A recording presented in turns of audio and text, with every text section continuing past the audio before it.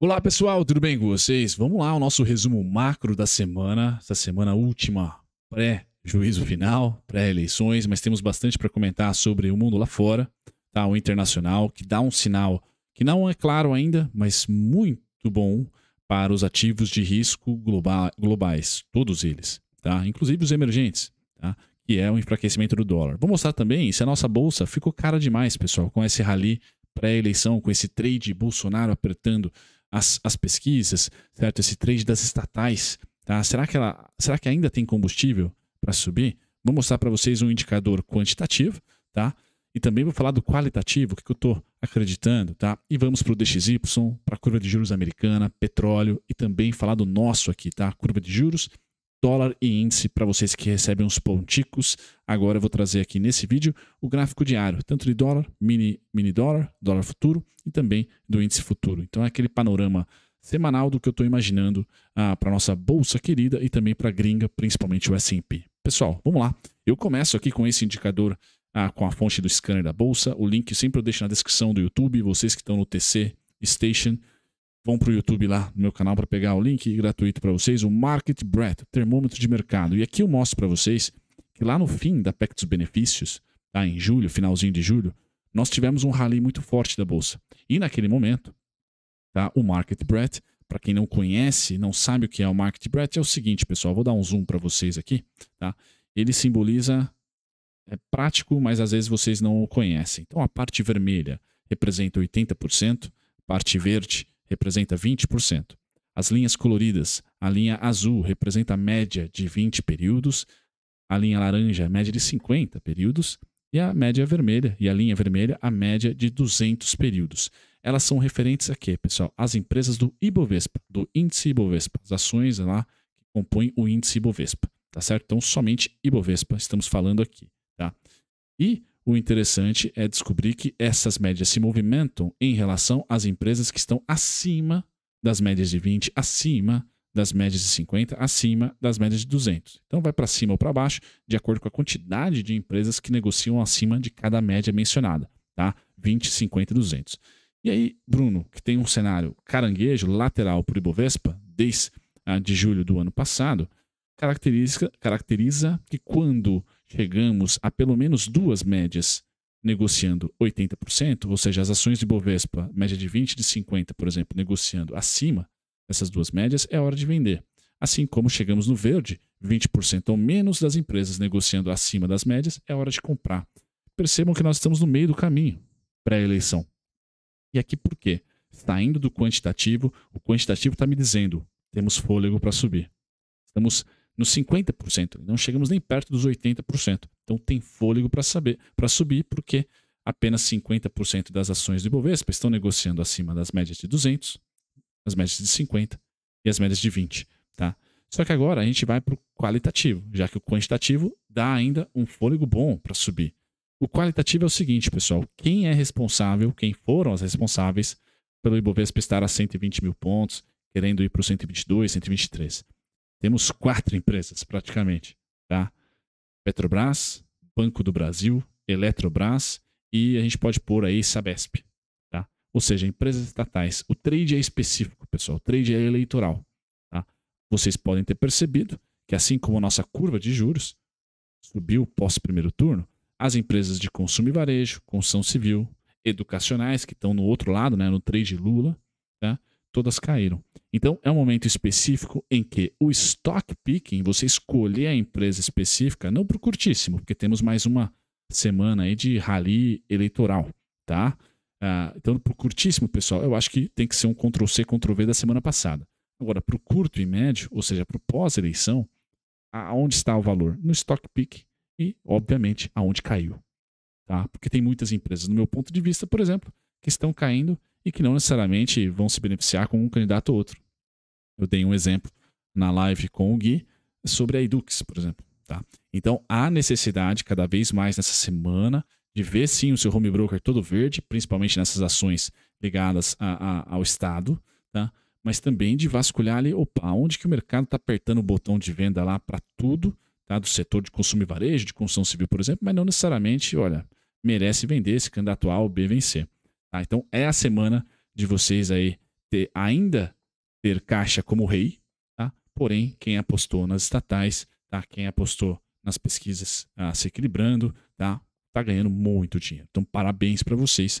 Eu só estou dando a parte direita do gráfico aqui no pós-eleição, tá? Então, quantitativo tem ainda fôlego para subir, qualitativo, o stock picking cada vez mais importante para você não entrar no que está no céu já lá nas alturas. Bom, feito isso, pessoal, resumo nosso aqui do Ibovespa, tá? Então, o que eu quero dizer para vocês é o seguinte, só para finalizar, né? Quando nós fizemos o topo pós-PEC dos benefícios aqui, que subimos para caramba, tá? O Market Breadth, aqui é o gráfico do Ibovespa, tá? O Market Breadth estava sobrecomprado, pelo menos com duas médias acima do 80%. Show de bola você realizar. Até a gente comentou bastante no Conecta, no Expresso da Manhã, lá no TC e eu no canal Clube dos Dividendos no YouTube. Agora, pessoal, nananina. Tá? Porque essa subida aqui, meteórica, foi muito concentrada em poucas ações. Tá? Então, boa parte do índice está caindo, mas algumas ações subindo bastante. E aí, nós temos um descanso quantitativo, técnico aqui. Tá? Beleza. Qual foi o sinal pró-mercado, pessoal? Pró-renda variável, tá? O DXYCD. Então, esse movimento do DXY aqui, ele não tem um volume, infelizmente, né? Porque é um ativo que não negocia. Não dá para se tradar DXY, no caso, né? Mas esse movimento, muito bom para os ativos de risco. Muito bom. Tá? Então, o dólar caindo, pessoal, tem um sinal para mim. O mercado está esperançoso, não ainda com a inflação americana, não ainda com o enfraquecimento econômico da economia norte-americana, ainda não. Então não é momento de se acreditar que o dólar vai enfraquecer e vai ser o trade do semestre, né? Vender dólar. Ainda não, tá perto, mas ainda não. Tá? O que isso quer dizer? Opa, o Reino Unido está acertando a casa, tá arrumando a casa. Ou seja, a Libra vai se valorizar. Comentei com vocês semana passada, ou retrasada, já não lembro, tanto no TC como no Clube dos Dividendos, no meu canal. Pessoal, Libra é o nome do jogo. Então, ao ter a renúncia da Liz Truss, positivo para o mercado. Tá? E agora os dois candidatos, o Boris Johnson e também o seu ex-ministro da Fazenda lá, eu acho que até o ex-ministro, que eu esqueci o nome do rapaz agora, é até mais bem visto pelo mercado, como austero. Tá? Isso vai ser positivo. Então, qualquer que seja o novo ministro, quanto mais rápido for definido, melhor para o mercado, porque estão apostando que qualquer um dos dois será melhor do que a Liz Truss. Tá? Então, aqui, pessoal, é um sinal que o mercado dá. E é o único que o mercado pode dar. Precificar. Tá? Então, temos aqui o dólar tá? Com a movimentação, por exemplo, que tem tudo para completar o que na análise técnica chama de AB igual a CD. Tá? Aqui e voltar para o 109. Tá? 109 mil pontos aí. Isso vai ser muito benéfico para quem? Para o S&P. Tá? Para o S&P. Não só benéfico o DXY vai ser para o S&P, na minha opinião, bem como a curva de juros, pessoal, está chegando no seu limite. Tá? Mesmo o Buller, curva de juros americana é esse gráfico agora, 10 anos. Tá? Mesmo o Buller, o yield, né? Mesmo o Buller, que é o Fed Boy, lá, o presidente do Fed regional de St. Louis, eu acho. Mesmo ele, que é o mais rock, né, o mais austero, nunca disse que, olha, os juros têm que subir acima de 5%. Tá ali entre 4,50 e 5 como final, e a curva de juros futura já está quase lá. Então os juros também não tem muito mais do que abrir. Eu acho que os Estados Unidos estão chegando na curva de juros onde nós estávamos na PEC dos precatórios, ali em julho, ali em junho, no máximo, tá? Do risco. No nosso caso fiscal, no caso deles, para controlar a inflação, não vai precisar mais do que 5% dos juros.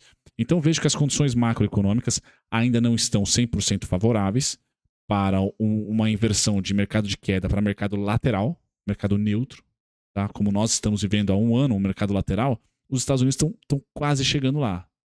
Tá? Eu acho que o próximo passo do S&P é lateralizar, tá?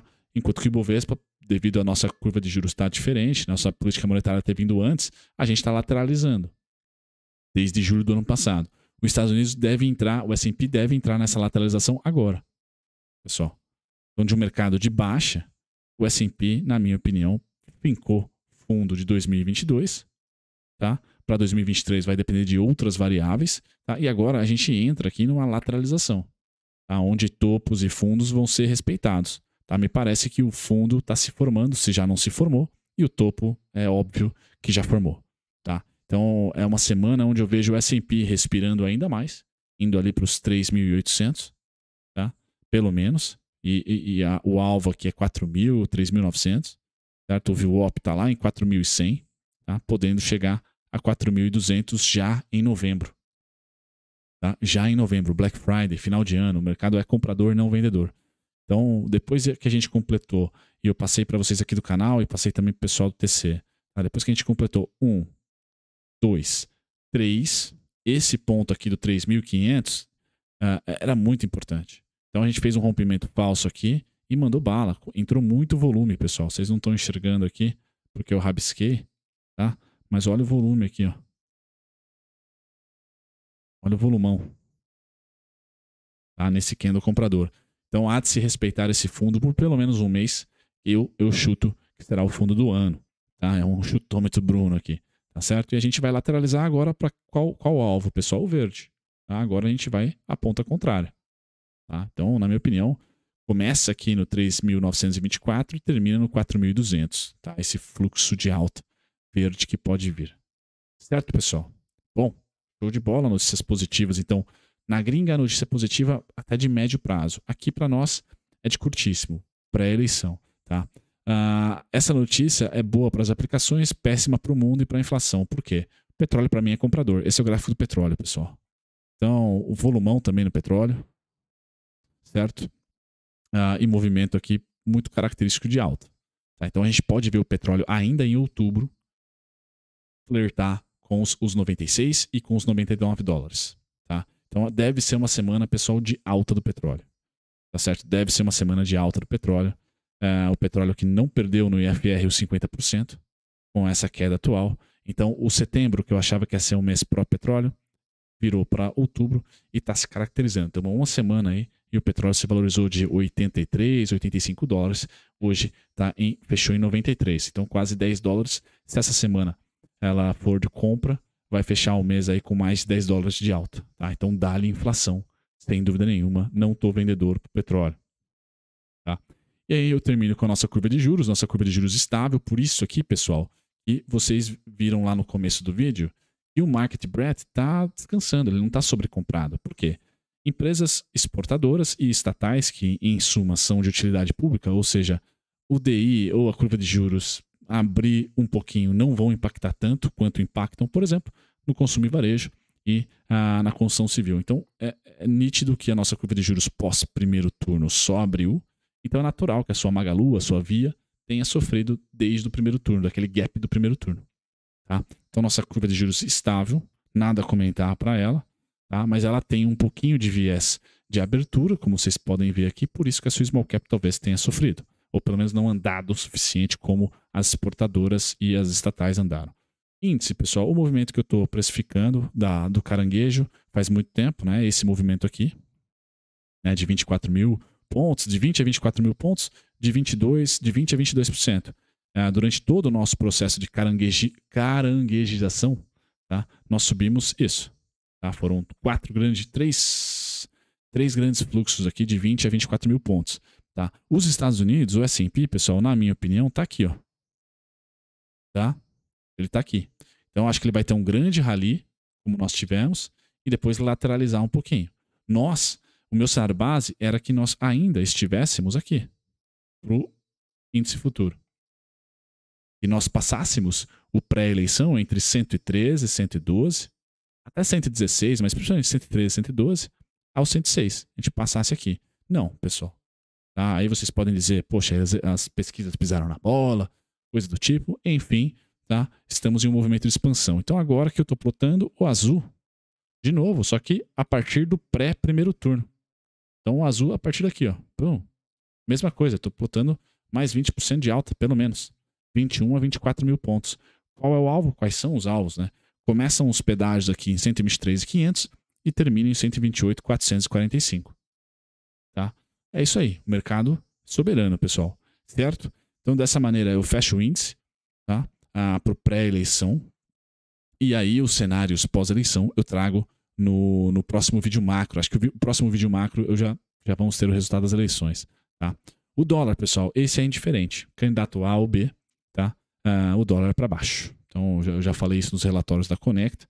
E vou voltar aqui. Então, o dólar eu tinha o cenário base inicial lá no meio do ano ou no começo do ano, pré-eleição, o dólar ficaria entre 5,10 e 4,89, tá? Errei, certo? O dólar não ficou. O dólar expandiu. Ele usou os 5,10, tá? E expandiu até os 5,39. Que é o cenário base, e foi o cenário base dito, aí mais próximo da PEC dos benefícios ali, que foi uma surpresa. Então foi mais fácil acertar. Então todo esse movimento aqui, para mim, foi oportunidade de venda, assim como no pré-eleição, se a gente romper aqui os 5,110, tem que tomar cuidado, porque desde então foi oportunidade de compra, quando a gente rompeu aqui, ó. São os dois extremos, tá? O movimento pós-eleição, pessoal, independente de quem ganhar, é esse aqui, ó. Tá? Para mim tá cristalino. O dólar é unidirecional, independente das eleições. Esse aqui, ó, é a seta verde, ou as linhas amarelas aqui, tá? 4,96, 4,962,5, 4,950,5, 4,893,5. Pum, são esses 3 pontos. Nada mais, nada menos. Certo? Vai me surpreender e eu vou errar no dólar se a gente for para os 5,551, principalmente depois do fechamento dessa semana. Certo, pessoal? O IFR do dólar para mim vai vir abaixo aqui. Tá bom? Bom, eu acho que eu fecho aqui esse resumão. Bom início de semana, muita cautela nessa semana, muito capricho também. Acho que tem bastante oportunidade ainda que não foi consumada. Sempre no metajogo, sempre se quer comprar, olhe quem está vendendo. Se quer vender, olhe quem está comprando. Certo, pessoal? Feito isso, um grande abraço. Tchau, tchau.